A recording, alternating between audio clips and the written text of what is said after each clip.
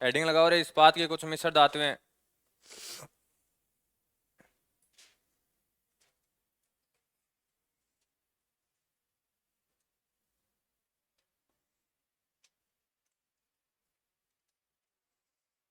लिखना चालू करो, लिख दो। लिख दिया? कर ली? वो पीडीएफ आई उसमें पूरी में?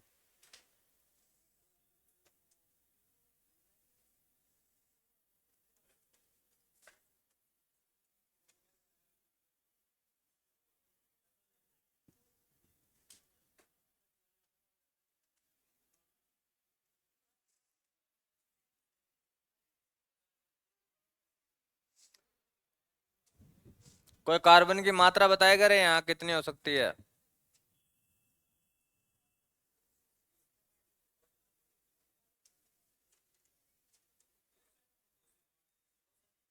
हैं? 2 से 5%।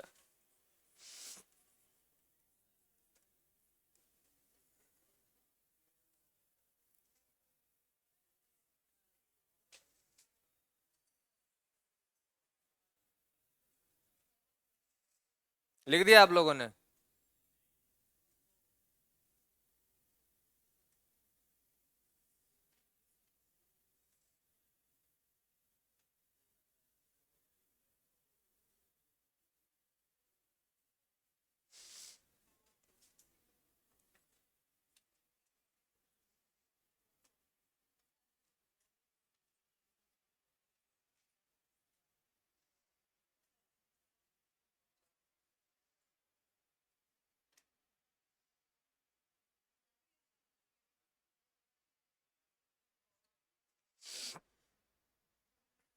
ये उपयोग है ना, इसके साथ मिला मत देना। ये तो इसके गुण है। निकल, जो निकल स्टील होता है, इसका कठोर, लचीला, जंग व प्रतिरोधी।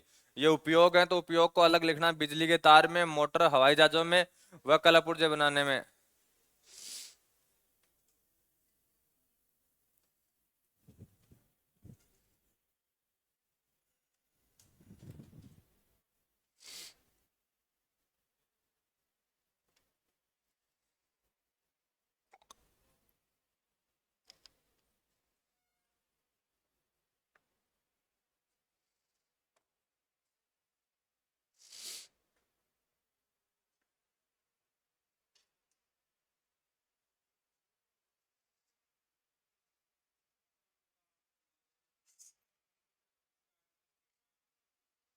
किसके आगे?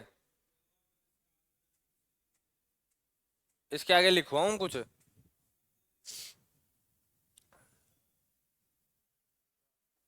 हाँ, कि जो ये इस्पात यानी स्टील है, ये वो नहीं है, मिश्र धातु नहीं है रे स्टील, ये याद रख लेना। ये लाइन लिखवानी थी यहाँ एक।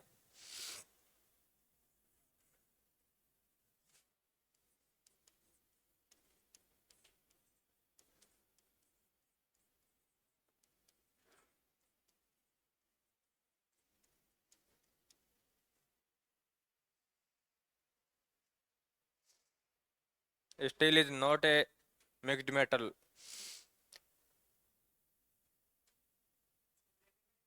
ब्रैकेट में नहीं लिखना, ये अलग लिखना, नीचे वाली लाइन में लिखना उपयोग में। ये इसके गुण है, निकल स्टील के, ये इसके गुण है। इनको इसके नीचे उपयोग में लिखना, ब्रैकेट में नहीं लिखना है। हाँ। देखो रे, ये स्टील बनाने की प्रोसेस है। जो इसे, जो साइड ये प्लांट लगा हुआ है, स्टील का प्लांट है।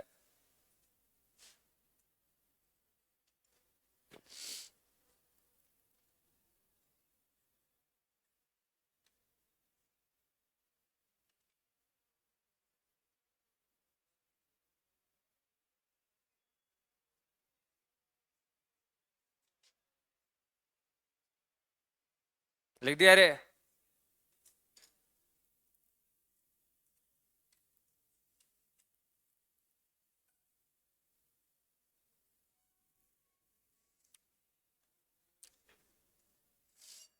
एक बात तो और है, जब निकल की 3 से 5% मात्रा, तो बाकी मात्रा किसकी है? स्टील की। लोहे की नहीं, स्टील की। आप किसकी धातु धातुएं लिख रहे हो? स्टील की धातु लिख रहे हो ना कि लोहे की। ठीक है, तो बाकी मात्रा किसकी है इसमें? लोहे की, स्टील की। और जो स्टेनलेस स्टील है इसमें यदि क्रोमियम की मात्रा 1 से 18% है, ये 1 से 18% है। क्यों लिख रहा हूं? क्योंकि जिस जिस तरीके की स्टील की आवश्यकता होती है उस हिसाब से क्रोमियम क्या करते हैं रे, मिलाते हैं। ठीक है, क्रोमियम क्या चमक भी देता है साथ में। जो स्टील में चमक होती है वो किसके लिए लगभग कौन जिम्मेदार रहता है रे? क्रोमियम जिम्मेदार रहेगा।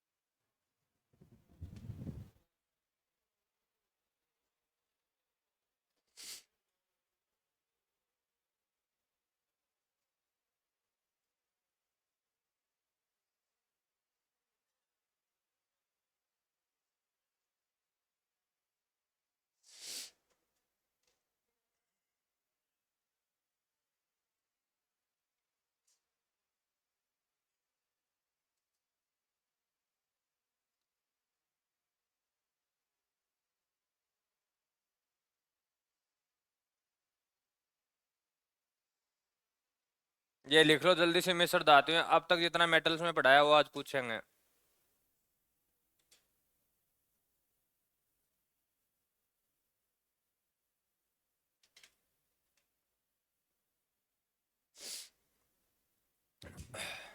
देखो रे, एक छोटी थोड़ा सा खेल समझ लो इधर। ये जो स्टील है ये अकेला लिखा हुआ है। ठीक है, देखो होता क्या है, स्टील में वैसे इतनी शक्ति नहीं होती कि उसको आप उच्च तन्य बना सको। लेकिन आप यदि उसमें क्या मिला दोगे रे, ये वी क्या है? वेनेडियम। ठीक है, यदि वी मिला दोगे तो उसमें शक्ति क्या आ जाएगी? उस शक्ति आ जाएगी तन्य की। अर्थात वो एक तरीके से सोने की भांति व्यवहार करने लग जाता है रे। सोने में क्या होती है? हाई तन्य शक्ति होती है। ठीक है, तो उसकी भांति कार्य करने लग जाएगा।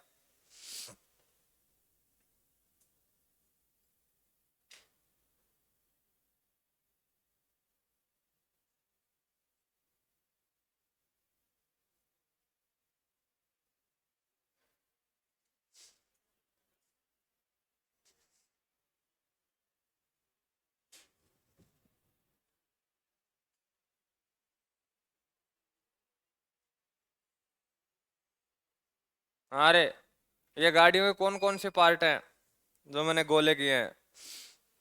बेयरिंग, गियर्स एंड धुरी।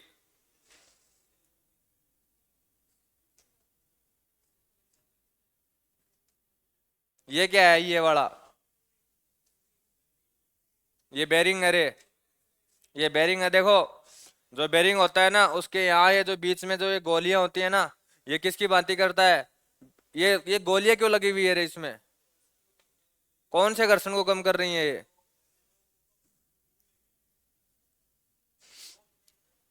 हाँ, सही बात, तू पहली बार सही बोला है रे। लोटनी घर्षण को, ये लोटनी घर्षण को कम करती है रे जो ये गोलियां लगी हुई हैं।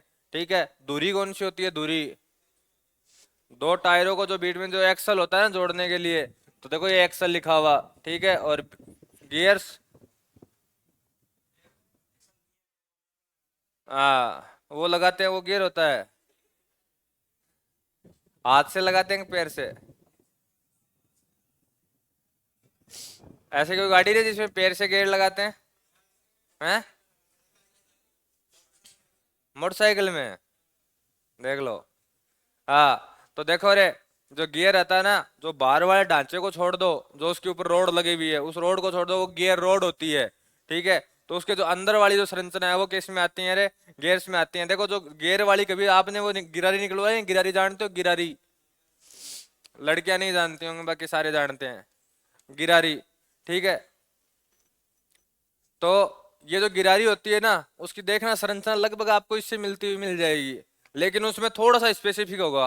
क्यों होगा? कारण होगा। क्योंकि एक गिरारी दूसरी गिरारी से क्या हो जाती है रे, फंसती है। पहले की गिरारी तीसरे नंबर से फंसेगी, उल्टी चलती है ये, पहले वाली तीसरे से फंसती है, दूसरी वाली 4 नंबर से फंसती है। ठीक है, इसी कारण देखो जब पहले ही खराब होती है तो तीसरे की ऑटोमेटिक खराब हो जाती है। ठीक, तो ये जो गिरारी होती है ना उसको क्या बोलते हैं आप, गियर स्पार्ट बोलते हो, क्योंकि बाकी वो रोड नहीं बनाई जाती है क्रोम वेंडियम, क्योंकि यहाँ बाहर सहने की क्षमता क्या होती है, किस में होनी चाहिए, गिरारी में होनी चाहिए। तो एक तरीके से ये गिरारी है रे, आप कोष्टक में लिख लेना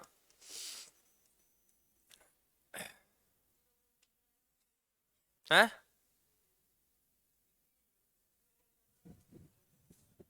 ये 15 नहीं है, 51 है,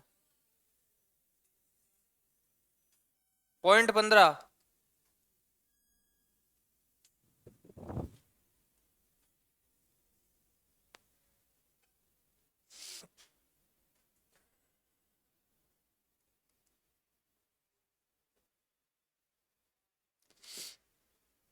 लिख दिया।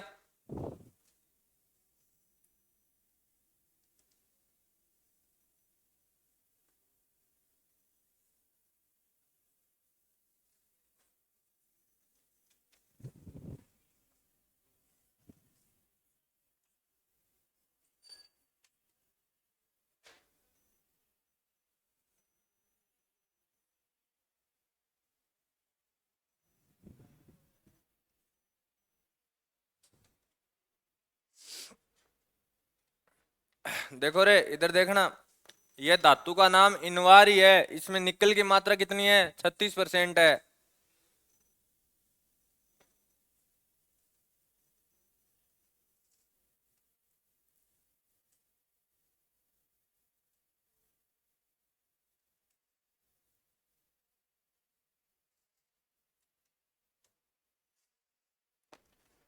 इस लाइन को है ना, इस लाइन को, यहाँ वाली को,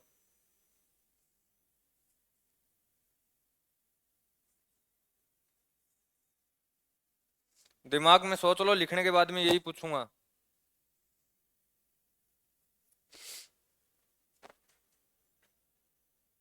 इसका आंसर भी जो मैंने लिख रखा है इसी में है, दूसरी जगह नहीं है। जो मैंने इसमें लिख रखा है इसी में इसका आंसर है।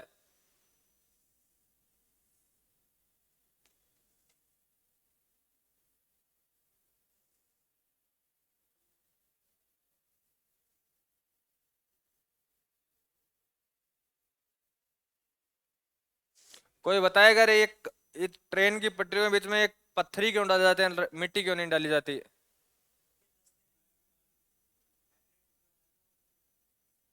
और कोई कारण? ये पत्थर ही क्यों डाले जाते हैं ट्रेन की पटरियों के बीच में? हैं? हाँ, देखो चाहे बारिश हो या ट्रेन के वेट ज्यादा होता है तो वाइब्रेशन पैदा होता है ना, तो उससे मिट्टी का क्या होता है रे, धंसने का डर रहता है।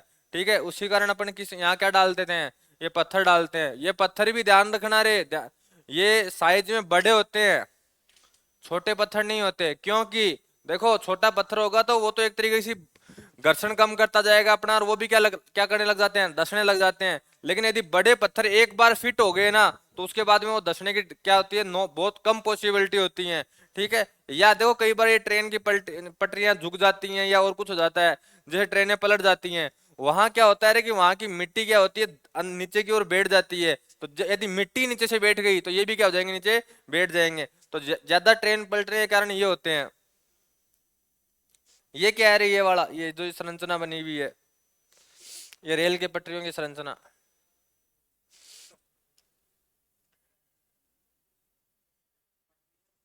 ये ये बताओ मेरे को, ये क्या कभी इस साइड जुड़ते हैं आपस में कभी कभी?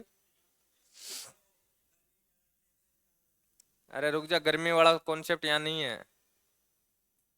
ये जुड़ते हैं कभी, देखे हैं आपने? अरे जुड़ते हैं, तुम लोग क्या फिल्म में ध्यान नहीं देते हो। ये जुड़ते हैं, वो देखो वो ऐसे करता है ना, तो उसके प्लेटफॉर्म चेंज करने होते हैं ना पटरियों के, एक से या दो पे जाएगी या सीधी निकल जाएगी या कैसे जाएगी, कहाँ रुकेगी। तो ये वही तो है ये सांचा, और है क्या? ठीक है, तो ये पटरियों की जो प्लेटफॉर्म की जो संरचनाएं होती है उनको चेंज करने के लिए भाई, ये आगे वाला जो ये टायर आएगा ये इस पे जाएगा या इस पे जाएगा। ठीक है, उस संरचना को ये वही है जो प्लेटफॉर्म की दिशा को निश्चित करते हैं कि आने वाली ट्रेन इस प्लेटफॉर्म पे आएगी, एक पे आएगी या दो पे आएगी। लिख दिया रे। अब ये बताओ ये क्या है, प्रसार गुण अनुपस्थित, फैलने का गुण नहीं होता, किस में नहीं होता? अरे ये छोड़ो, निकल निकल ये भूल जाओ, ये मिश्र धातु भूल जाओ, आप बताओ किस में नहीं होता? घड़ी के पेंडुलम में। यदि घड़ी का पेंडुलम प्रसार कर गया तो क्या क्या प्रभाव आएगा? नीचे कुछ लगा हुआ ही नहीं है, अब बोल। तेरा यही तो टेंशन है कि वो पेंडुलम है, पेंडुलम के नीचे कुछ लगा हुआ है, इसलिए वो इसी पे टिक जाएगा। ये मैंने हटा दिया नीचे से, आप बता। अच्छा, क्यों जाएगा स्थिर? ज्यादा भाई, एक बात बताओ रे, यदि पेंडुलम का प्रसार हुआ तो वो दोलन बढ़ा भी तो सकता है अपना। हाँ, मैं जहां पूछना चाह रहा हूं वहां नहीं पहुंचे। और मैंने लिखवाया है, मैंने लिखवाया है ये कहानी, इसलिए पूछ रहा हूं, नहीं पूछता ही नहीं। याद है कुछ ऐसा?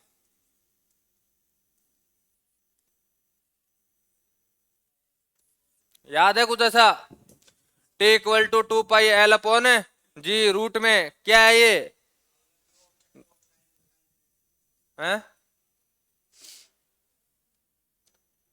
ये है आवर्तकाल, किसका? पेंडुलम का। किसी का भी टाइम पीरियड है, यदि कोई पेंडुलम है उसका आवर्तकाल आपको निकालना हो तो T equal to 2 pi L upon g. L क्या है यहाँ पे? लंबाई। और जी क्या है यहाँ पे?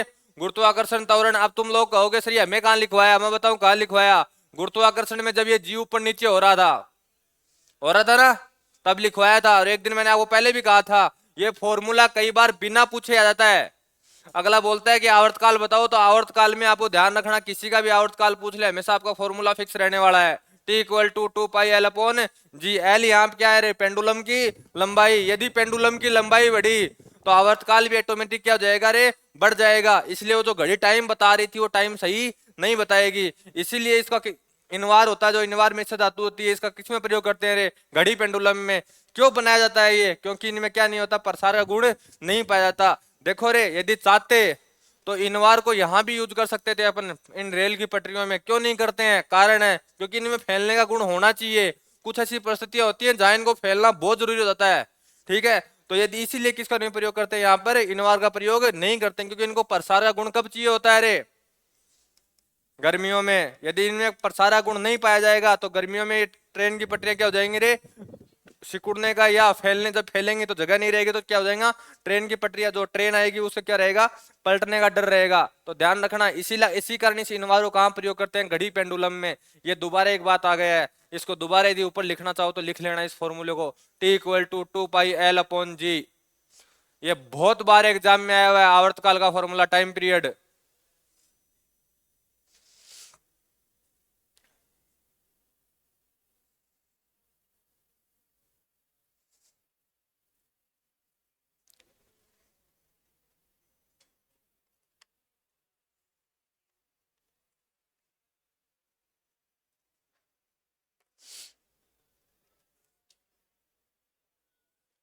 आप अखबार पढ़ते हो रे?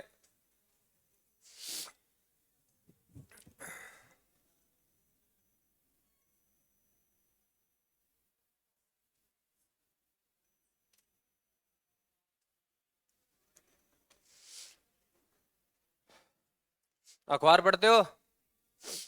कल परसों 2 कंपनियों के मसाले बंद हुए थे, कौन कौन सी के? MDH और एवरेस्ट।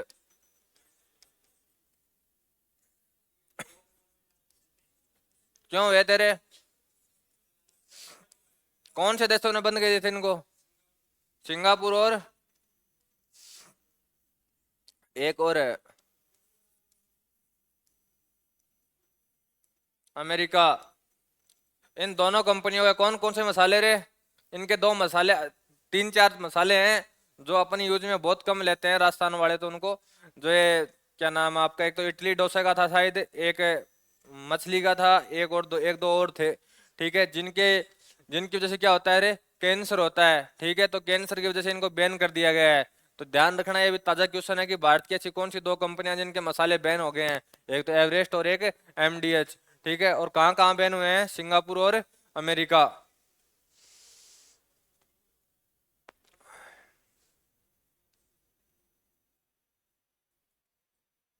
लिख दो ये उस साइड वाला।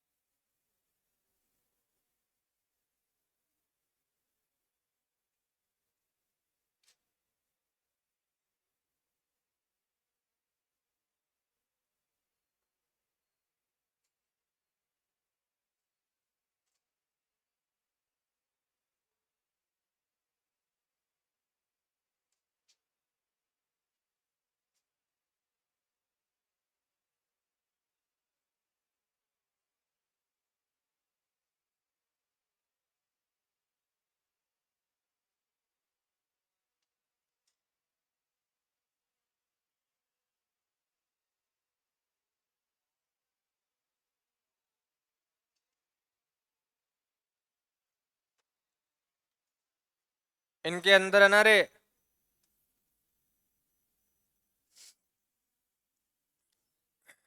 एथिलीन ऑक्साइड मिला था।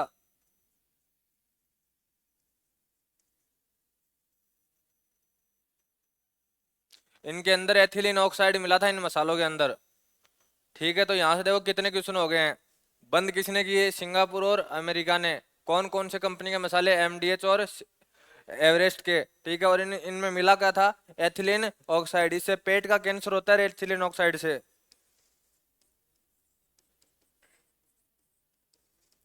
तो अपने फिर भारत का फंसा ही नहीं है, जो अपने भारत में खाने पीने चीजों को अथॉरिटी देता है। ठीक है, तो उसने भी कहा था कि हम भी जांच करेंगे।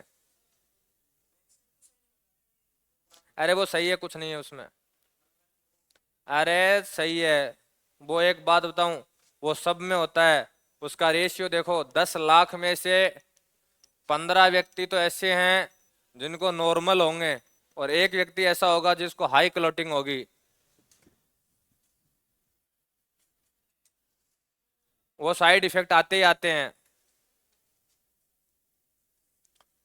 यदि वो वैक्सीन नहीं आई होती तो ये सोचो ना कि मौतें कितनी होती। उसको आप वैसे ही कंट्रोल नहीं कर पाते। अभी तक तो नहीं है।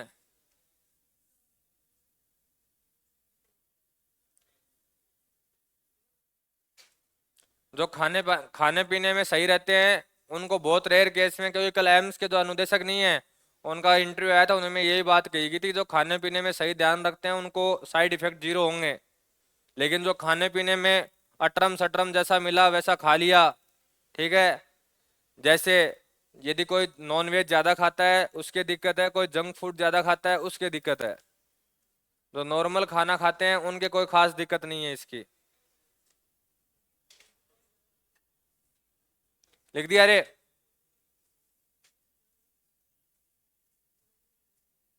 अरे ये क्वेश्चन लिख लेना, एग्जाम में मिल जाए पाप कहो कि हमने तो लिखा नहीं था उस दिन। यहाँ से तो सबसे बेहतरीन क्वेश्चन बनता है वो ये बनता है एथिलीन ऑक्साइड का, कि ऐसा कौन सा पिगमेंट या ऐसा कौन सा यौगिक मिला था जिसकी वजह से क्या हुआ था रे? कैंसर होता है। तो इससे होता है पेट का कैंसर है, और ये है क्या? Ethylene oxide.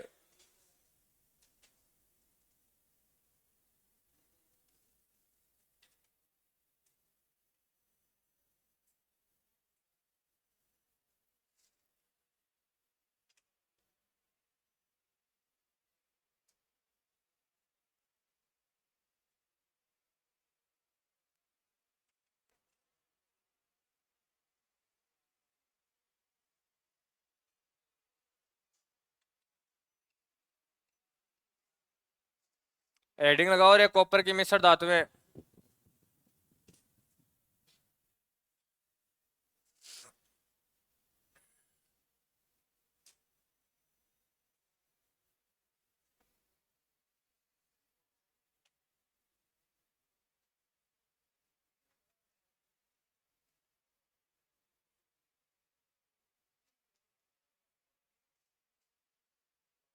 और देखो एक नंबर पे जो है ना वो ब्रॉन्ज है, नीचे वाला ब्रॉन्ज है।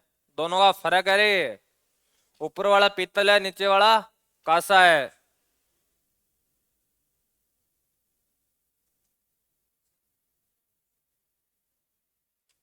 दूसरा, ये गन मेटल है ना, जो गन मेटल, इसको मैंने 4-5 जगह देखा ना, तो इसका रेशियो हर जगह अलग मिला है। ये पहले कंफर्म करा देता हूँ।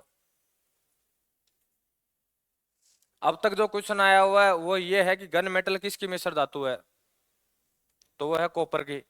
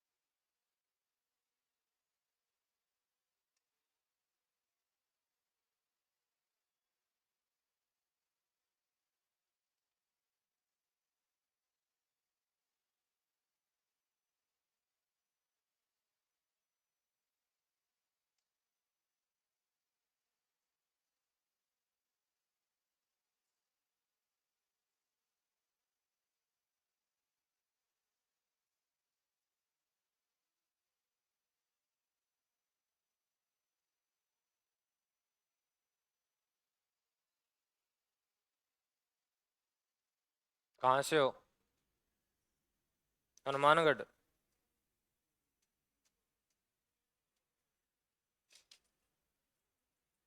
आरपीएफ की तैयारी कर रहे हो? कितने घंटे पढ़ते हो यहाँ से जाने के बाद? लाइब्रेरी? और कितना करूँ तो अब?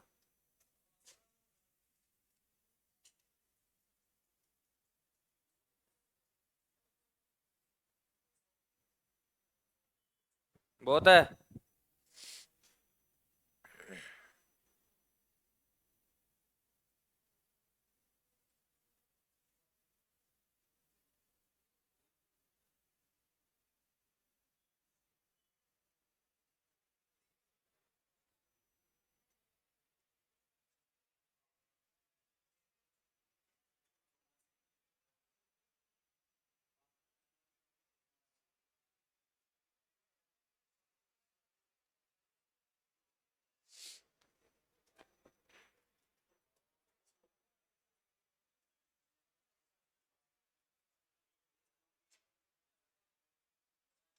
लिख दिया।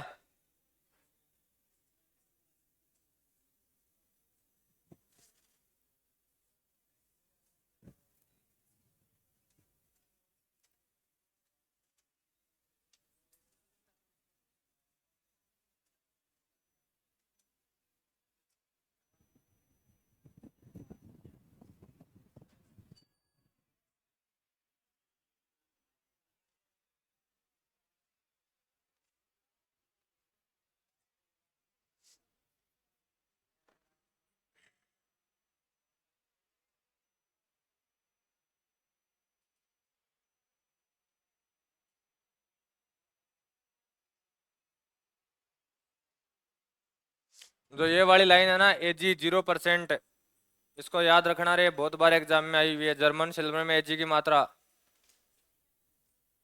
पीछे वाला वापिस।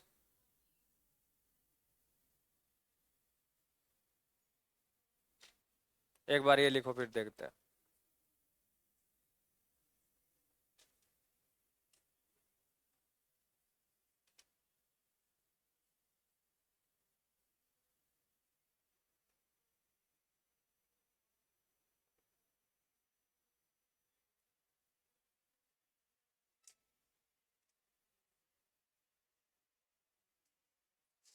ये एजी एक जगह मैंने और 0% लिखवाया था, कहाँ लिखवाया था रे?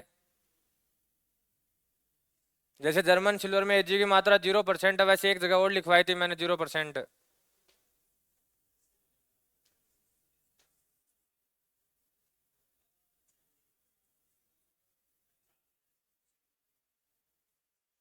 एक जगह ऐसा नाम और आया था, उसी दिन मैंने कहा था एक नाम और आएगा ऐसा।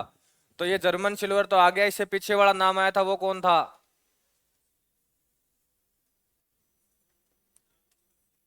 पारा। क्या बोलते हैं? Quick silver. या तवरी सिल्वर। इसमें भी एजी की मात्रा कितनी होती है रे? 0%।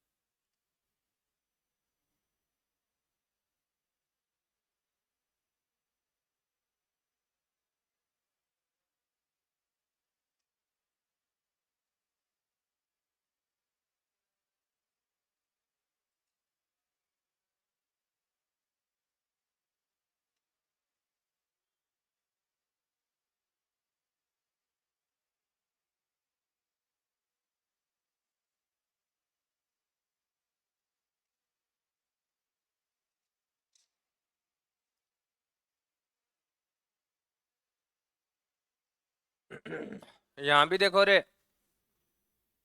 रोड गोल्ड, इसको कठोर गोल्ड भी कहते हैं। गोल्ड कहीं नहीं है। ये भी याद रख लेना, इसको लाल सोना भी कहते हैं।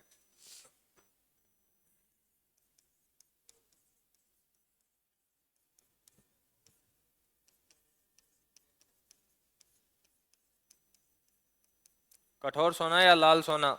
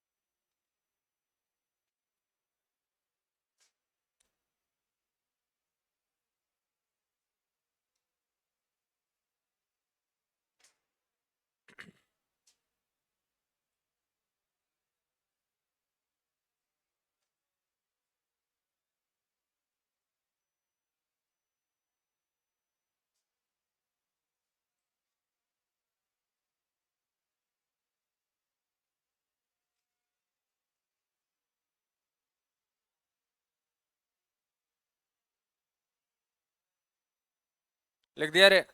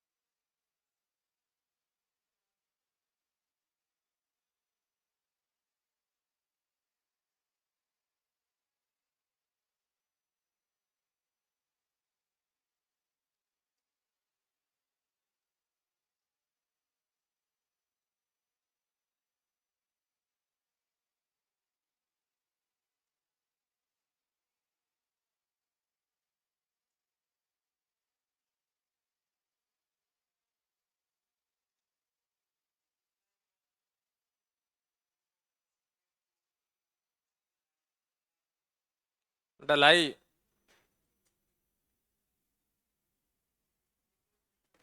ढलाई जानते हो क्या होती है? ढलान की बात नहीं कर रहा।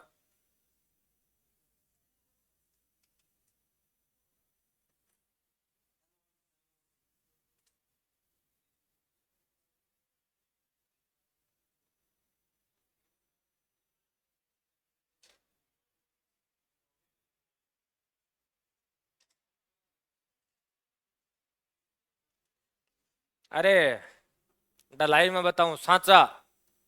कास्टिंग, सांचा। किसी चीज को जिस आकार में आप डालना चाहते हो उसके सांचे नहीं आते, वो सांचे बनाने में।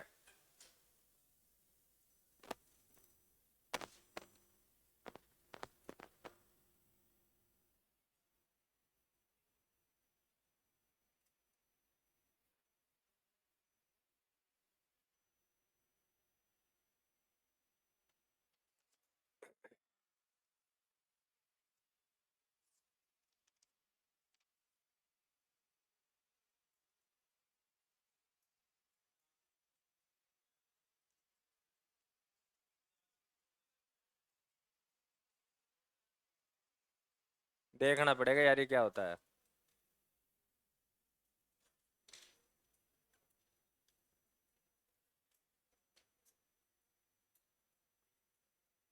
या तो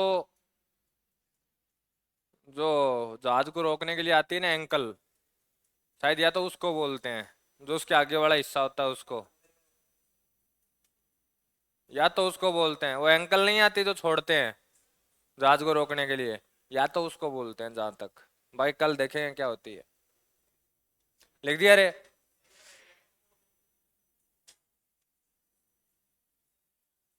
लास्ट तीन और हैं। और तीन कॉपर की नहीं है, बस अलग ही हैं।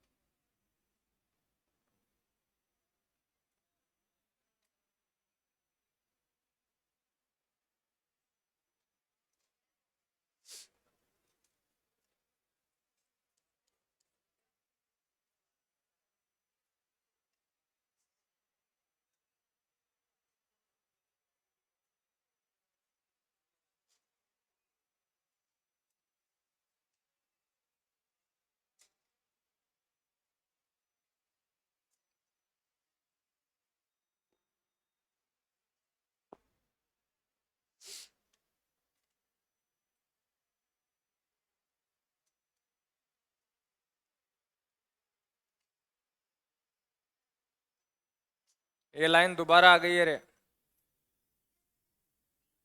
PEU।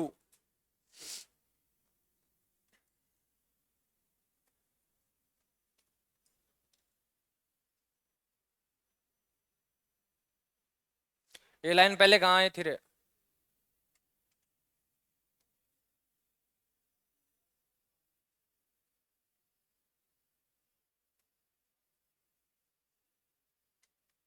एग्जिट के एग्जिट नहीं आई, लेकिन भाव यही थे जो ये बोलना चाह रहा है कि पीने के पानी की आपूर्ति लेड के पाइपों से नहीं की जाती, प्रतिबंधित है, क्योंकि लेड के जल के साथ ये क्या कर लेता है रे, एक विषैला पदार्थ बनाता है।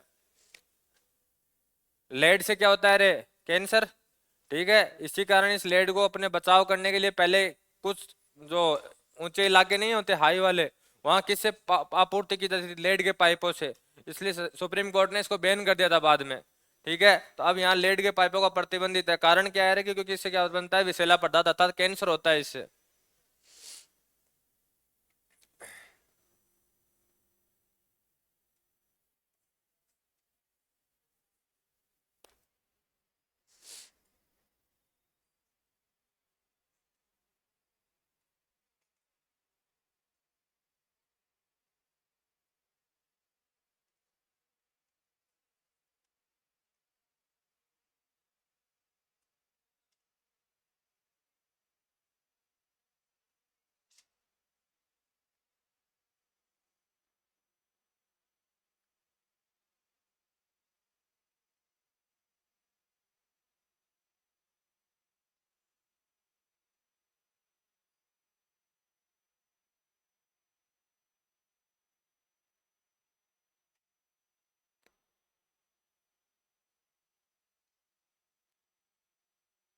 ये शोल्डर पहले कहाँ आया था?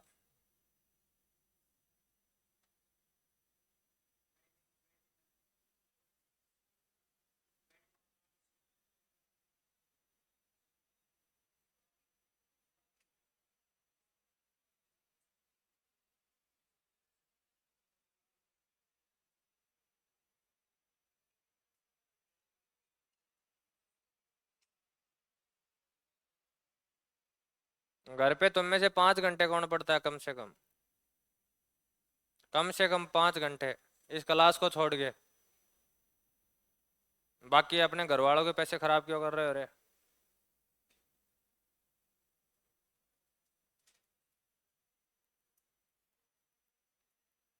अरे कोई एफडी एफडी करवा लो। कोचिंग वालों को क्यों दे रहे हो? ये अपनी एफडी करवा रहे हैं। कोई एफडी एफडी करवा लो, काम आएगी लास्ट में।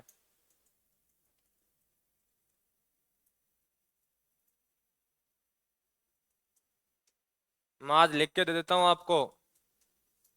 यदि आप कम से कम इतने घंटे की सीटिंग नहीं लेके आओगे तो चाहे कुछ भी कर लेना, एसएससी की कोई भी एग्जाम क्लियर नहीं होगी।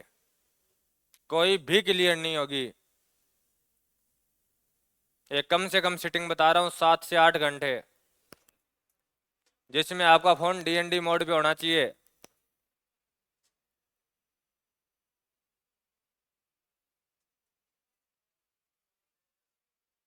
तब जाके आपके पार पड़ेगी। और ये 7 से 8 घंटे कम से कम कंटिन्यू 1 साल। और तुरंत यदि जिसको सीजीएल क्लियर करनी है, जो अभी आएगी, ठीक है, और जो पहले से थोड़ा बहुत पढ़ चुका है, थोड़ा बहुत तुम्हारा बताऊं तुम कितना पढ़े हुए हो अब तक? 30%। 30% क्वेश्चन ऐसे आते हैं, तुम आज यदि आज के दिन तुम्हें सीजीएल का पेपर दे दिया जाए जिसमें थोड़ी बहुत तुम्हारी हवा लगेगी, बाकी 70% में तो ऐसे आएंगे कि बोले ये कहाँ से आया है। ऐसा एग्जिस्ट करता है क्वेश्चन।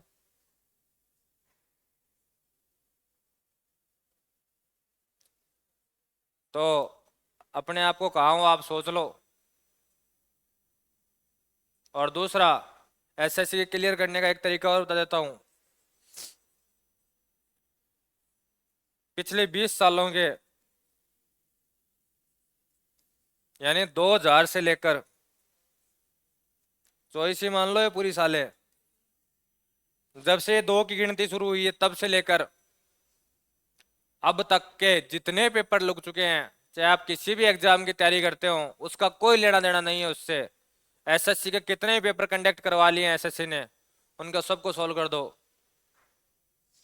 आप दौड़ में कम से कम 50% आगे हो जाओगे, कम से कम।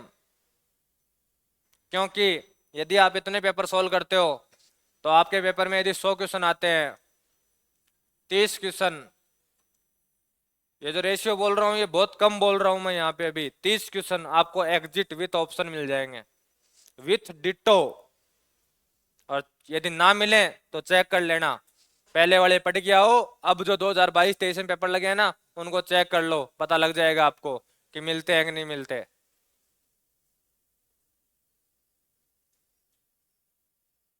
एक ही तरीका है, पहले ये करो, पहले पढ़ो फिर ये करो, और उसके बाद में कोचिंग वाले क्वेश्चन करो, या कोचिंग वाले क्वेश्चनों को पहले ले आओ, इनको बाद में ले जाओ, जैसा आपको उचित लगे वैसा कर लो। आरपीएफ की एग्जाम इसी साल है, कम से कम 7 घंटे की सीटिंग रख, ठीक है।